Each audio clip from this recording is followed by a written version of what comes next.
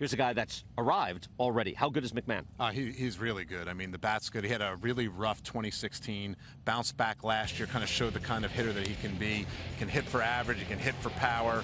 Going to play first base, but he's shown, he can play third if you need him to. He can even play second base. The Rockies love teaching their prospects positional flexibility, so that way they're ready to plug in wherever they need to play. In this case, it's probably going to be first base for McMahon. Okay, who's their number one prospect? Number one guy is Brendan Rodgers. He went deep yesterday to straightaway center field in big league camp.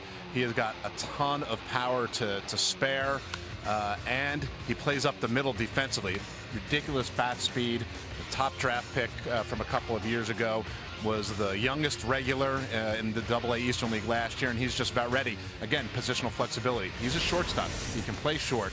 He's played some second base. They're going to get him some looks at third during the season because you never know when there's going to be an opportunity. Obviously, Nolan Arenado is in Colorado, so there's not an everyday spot, but Trevor Story was moving around the field, and he ended up at his natural spot, shortstop, because they traded Tulo.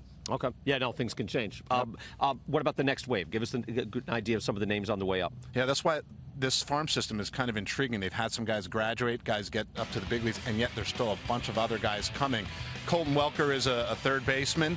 Again, you worry about Nolan Arenado later on. He was just in the South Atlantic League and had an injury, but can really hit. Great approach at the plate. I think he's going to start moving quickly. Ryan Valade is another high school infield draftee from the 2017 draft, who had a tremendous pro debut. He's just starting out.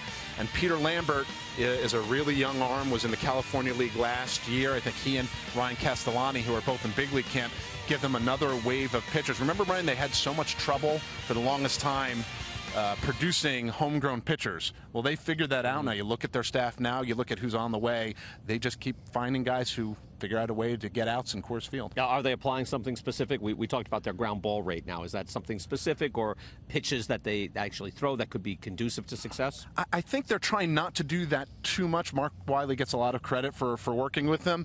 It's more a mentality that you just go and you pitch to your game plan.